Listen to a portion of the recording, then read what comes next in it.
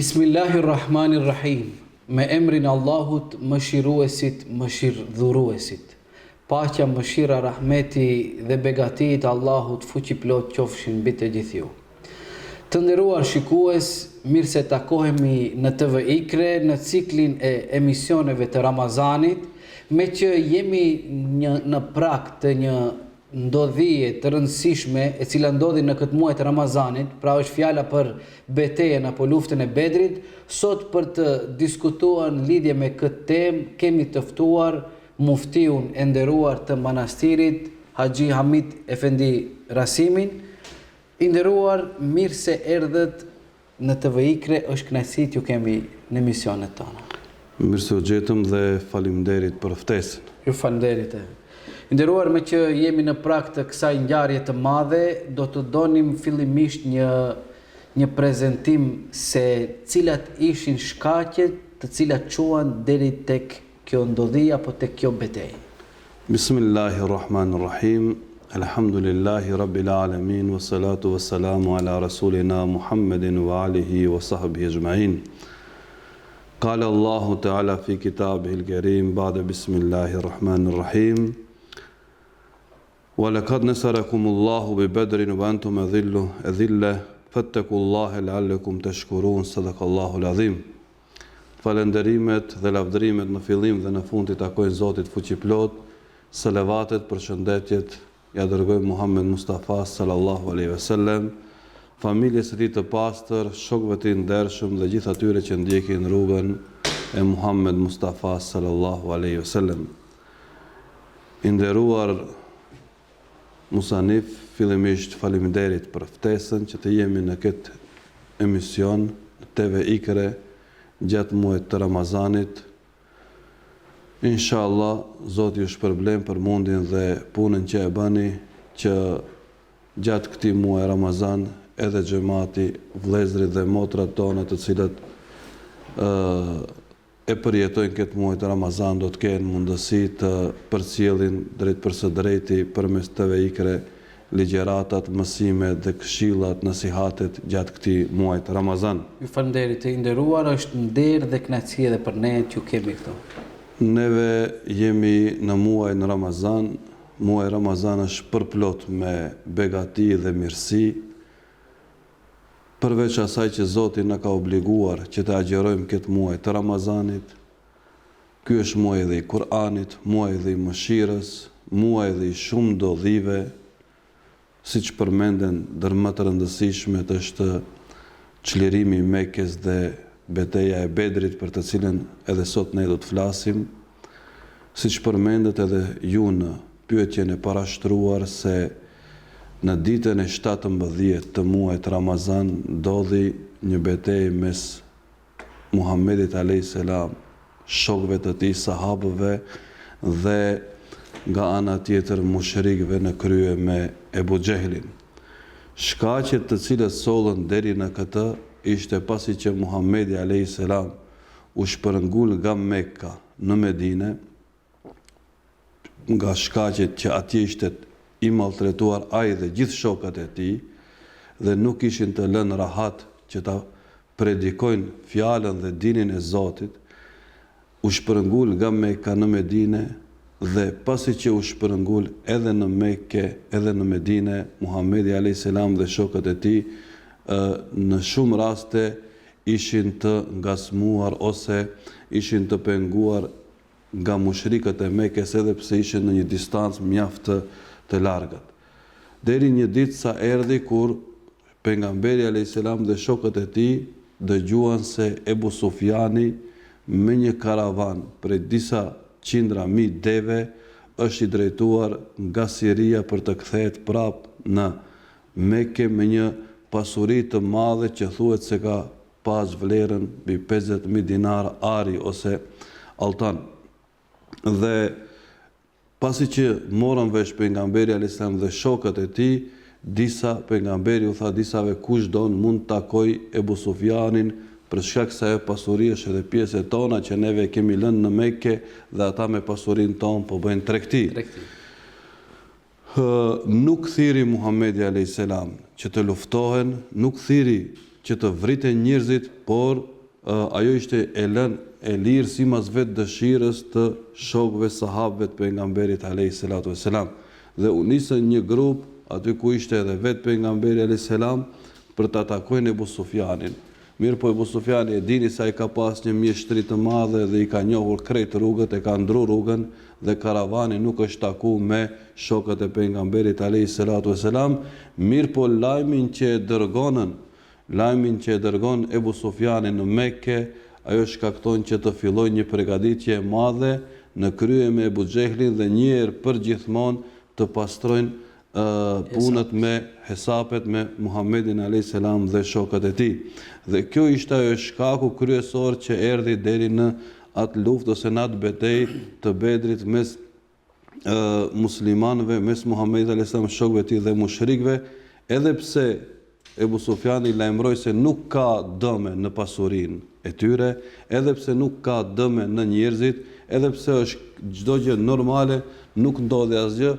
Përsëri Ebu Xehli, i cili ishte i qëndrueshëm në atë që të vazhdoi rrugën, ta luftoi Muhammedin a.s.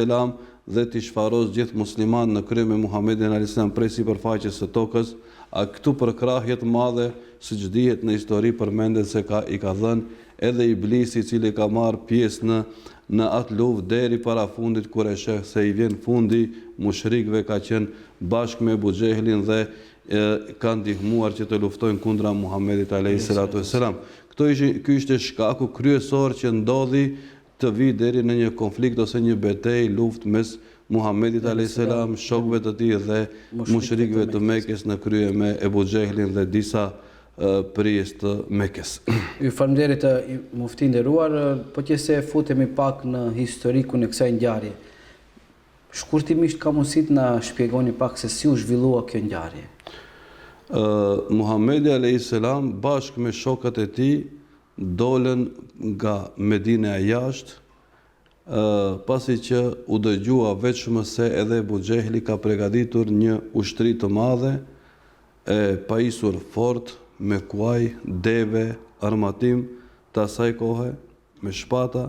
Muhammedi alayhis salam ishte me 314 shokë, siç përmendet, 313, 314 vetë, dolën në vendin ose në kodrën e quajtur Bedr. Dhe aty ndodhi gjithë ajo çka sot neve e dim, e lexojmë dhe e shpjegojmë në historinë islame në ditën e 17 të muajit Ramazan. Muhammedi alayhis salam dhe shokët e tij nuk dishin se sa ushtar ka me vete Ebu Xehli. Mirë po, pejgamberi alayhis salam si i dërguar i Zotit dhe si një komandant ushtarak, ai përdori një metodë që 2 fëmijë i pyeti rreth numrit të ushtarëve, edhe pse ata nuk e dishin, t'ia tregojnë saktë, mirë po në format se si duhet të zbulohet strategjia e armikut, pejgamberi alayhis salam i pyeti ata djemë të ri se çfarë han, domethënë ushtria e Ebu Xehli. Ata thanë se një ditë presin 9 deve dhe një ditë 10 deve. Traditi ishte që ka arabët 100 vete hajshin, domethënë një deve, dhe e kuptoj se dikund ushtria e Ebu Xehlit e mushrikëve është prej 900 deri në 1000 vetë. Dhe kjo ushtri u pozicionu rreth Bedrit, edhe të Ebu Xehlit edhe Muhammedit alayhis salam. Mirë po përsëri këtu kishte edhe një strategji tjetër, që njëri nga shokët e pejgamberit alayhis salam e pyeti Resulullahin, tha: ja Resulullah, në vendin ku jemi ndalë momentalisht, a është urdhër i Zotit ose është mendimi jot që duhet të pozicionohen? Ajo tha: është mendimi tim. Sahabiu atëherë tha: ja Resulullah, ne duhet të zbresim më poshtë, t'i kapim bunarët, t'i mbyllim bunarët, dhe kur të vinë mushrikët, ata mos kenë qasje tek ujti, kurse neve çelim një kanal dhe ne shfrytëzojmë ujtin, kurse ata mos kenë qasje tek ujti, për shkak se ka nevojë një ushtri e cila do të jetë në luftë që të shfrytëzoj ujtin dhe furnizohet me ujë. Në atë moment kur u bashkuan, kur u afruan dy ushtrit, atëherë kjo ishte interesant, se kjo ishte një luftë, ishte këtu dallimi ishte se luftonte e vërteta me të pavërtetën. Dhe ishte interesant se në njëran anë ishte babai, në anën tjetër ishte djali i biri i cili nuk ishte musliman dhe babai musliman. Këtu faktikisht ishte deri diku edhe luftë familjare ose betejë familjare ku Kurejshët njëri kundra tjetrit ishin të luftu, mirë po qëllimi ishte besimi në Allahun një, qëllimi ishte që të fitoj dini i Zotit, që të fitoj fjala e Zotit, prandaj edhe pejgamberi alayhi salatu vesselam kur e mlodhi shokët e tij Mekasit edhe me Bedinasit, i pyeti Ebu Bekrin, Omerin radiallahu anhu, edhe të tjerit se a jeni për këtë luftë? Ata thanë neve jemi bashkë me ty dhe ne nuk të thomi sikur që i thanë hebrejt Musait alayhis salam, shko me Zotin tënd ti lufto dhe neve do të vim pastaj, por neve të thomi shko ti përpara me Zotin dhe neve na ke në përkrahje. Edhe Mekasit, edhe Ensarët i thanë se ne ta kemi dhënë besën në Akabe. Qëndrojmë bazë deri në fund, sikur edhe detin ta kalojmë, do të qëndrojmë deri në fund. Edhe fillimisht ishte që Ebu Xehli dhe mushrikët kërkuan 3 luftim në fillim, edhe ato të jenë 3 Mekas, jo pra muhaxhir, të jenë të Mekës, jo të jenë Ensar të Medines, dhe në atë 3 luftim Hamza radiallahu anhu ishte njëri nga ana e muslimanëve, shokët pejgamberit, Aliu radiallahu anhu dhe Ubejt, që të 3 e fituan në moment, i fituan kundërshtarët e tyre, dhe pas kësaj fillon lufta, që zhvillohet një luftë, një betejë ashpër, ku vjen edhe ndihma e Zotit, 3000 melajqe, siç përmend Allahu xhaleshanu në Kur'an, dhe thuhet se shumë vetë nga mushrikët tregojnë më vonë se si i kanë parë melek, se si i kanë ndihmuar shokët e pejgamberit alayhi salatu vesselam, dhe këtu pejgamberi, lutja e pejgamberit që e bënte, o Zot, ndihmoje këtë ushtri, se tani nëse nuk e ndihmon s'ka më kush e ndihmon mbas kësaj, ajo Allahu xhaleshanu i dërgoi ndihmën, dhe me ndihmën e Zotit muslimanët fituan kur janë në rrugë të drejtë, kur luftojnë për dinin e Allahut, që ta ngrejnë fjalën e Zotit lart, Allahu i ndihmoi, dhe në këtë betejë i ran vetëm 13 ose 14 shahid nga ana e Muhamedit alayhi salatu vesselam e muslimanëve, kurse mushrikët 70 të vrarë dhe mbi 70 kishte të robruar. Edhe pse këtu vlen të përmendim se numri, diferenca e ushtarëve nga ana e Muhamedit alayhis salam dhe mushrikëve ishte paksa e lartë. 1000, siç përmendet, 1000 me 314, domethënë numri ishte 3 fish më i lartë i mushrikëve nga ushtarët e Muhamedit alayhis salam ose shokët e tij, të cilët ata vetë se kishin dalur të takojnë karavanin dhe nuk kishin dalur për të luftuar, mirë po besimtari nuk tërhiqet kur vjen momenti në front, dhe nëse tërhiqeshin muslimanët, atëherë do të tregojshin frikën dhe dobësinë e tyre, mirë po ata qëndruan deri në fund besnik ndaj fjalës të Zotit, shokët qëndruan besnik ndaj Muhamedit alayhis salatu vesselam, dhe Zoti u ndihmoi, siç përmendëm edhe në ajetin kuranor në fillim, ku thotë Allahu ju ndihmoi juve në Bedër kur ju ishit pak me numër, e për të qenë mirënjohës keni frikë Allahun xhaleshanuhu ve xhele xhelalu. Me këtë ajet kuranore dhe disa ajete kuranore, Zoti ju tregon se ju kanë dërguar ndihmën që të fitojnë mbi mushrikët. I nderuar, duke mos dashur edhe më tepër të futemi në historikun apo në kronologjinë e ngjarjes, kalojmë tek ajo pjesa, cili ishte epilogu i luftës Bedrit. Tani mbaroi, fituan besimtarët. Çfarë epilogu kishte pas kësaj betejë? Epilogu i gjithë kësaj që ndodhi u vërtetu ajo për të cilën gjithmonë ishte duke ftuar pejgamberi alayhis salatu vesselam. Se e vërteta gjithmonë do të ngadhnjej. Epilogu i kësaj ishte ajo që pejgamberi alayhis salatu vesselam gjithmonë i ftonte edhe Mekasit, derisa ishte në Mekë, edhe në Medinë, që ne jemi në rrugë të drejtë. Pasi që ne jemi në rrugë të drejtë, përse të fshehim këtë?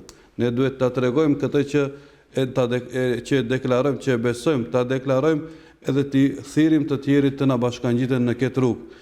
Kjo ishte gjithë ajo që pejgamberi alayhis salam e foli, shokët e tij krijuan një vetbesim pastaj që neve me të vërtet jemi në rrugë të drejtë. Sa që kishte në raste, ju e dini, në momentin e frontit të luftës, kur disa nga shokët e pejgamberit edhe hurma që kishin në xhep i hudhen vetëm që mos hupin kohë për të fituar kënaqësitë e Zotit dhe mirësitë e xhennetit.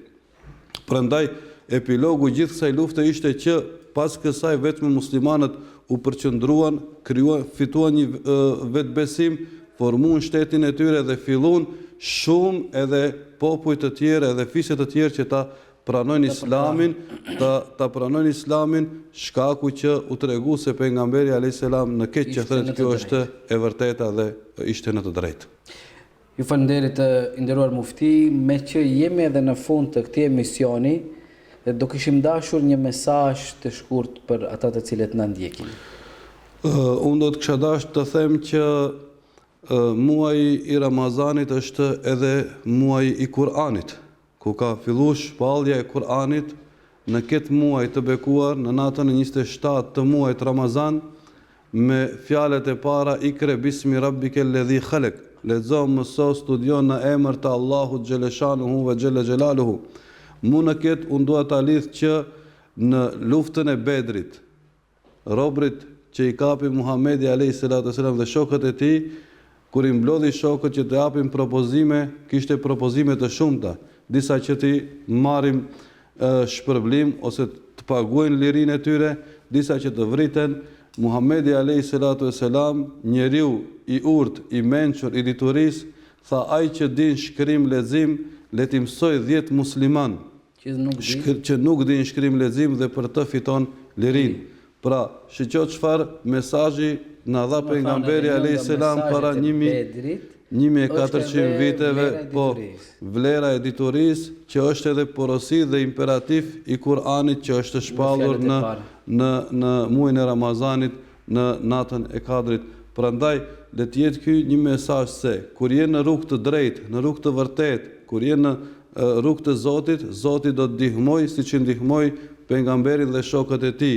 Nëse ti mëson në emër të Allahut, do të kesh dituri të hajrit dhe të bereqetshme. Nëse ti i bën punët për hir të Zotit, Zoti do t'i hapë të gjitha rrugët.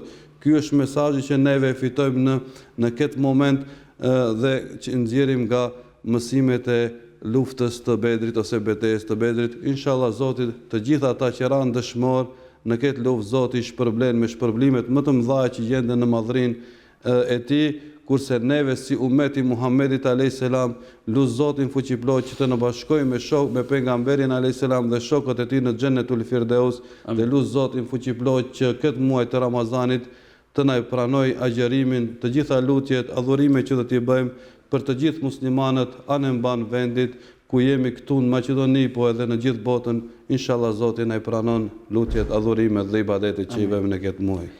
Nderuar mufti, ne ju falenderojmë që ishit pjesë e këtij emisioni, duke lutur Allahun t'ju jep shëndet, jetë të gjatë, suksese dhe dashtë Allahu që edhe ne besimtarët gjatë këtij muaji të bekuar të Ramazanit të mundohemi që të meditojmë edhe rreth këtyre ngjarjeve të rëndësishme dhe të nxjerrim mesazhet me të cilat Allahu xhaleshanuhu sikur dëshironte që t'ju jep edhe porosi besimtarëve të cilët do të vinë edhe pas jetës së pejgamberit alayhis salam. Pra, të marrim mësimet edhe nga ngjarja e betejës së Bedrit, nga ngjarja e çlirimit të Mekës, e po ashtu shumë bukur edhe ju e potencuat atë se një nga mesazhet më të rëndësishme të cilën mund të nxjerrim edhe nga betejë e Bedrit është pra dituria, nxënia e diturisë, nga se edhe pejgamberi alayhis salam robërit e luftës i kushtëzoi lirimin e tyre me mësimin e shkrim leximit të 10 besimtarve musliman dhe në këmbim të kësaj të fitojnë lirinë.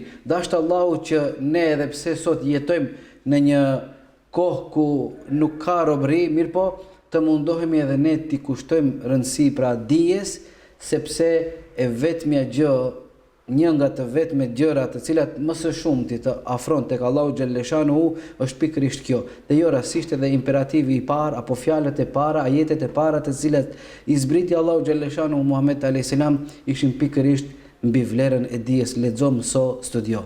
Ju falenderit edhe një herë, shpresojmë t'ju kemi në emisionet e TV Ikres edhe jashtë Ramazanit. Faleminderit edhe ju. Të nderuar shikues, jemi në fund të këtij emisioni, ne ju falenderojmë për vëmendjen e juaj. Dashtë Allahu xhaleshanuhu që të gjitha ibadetet t'ua ketë pranuar, të na i ketë pranuar, takohemi në emisionin tjetër të radhës. Deri atëherë, wassalamu alaikum wa rahmetullahi wa barakatuhu.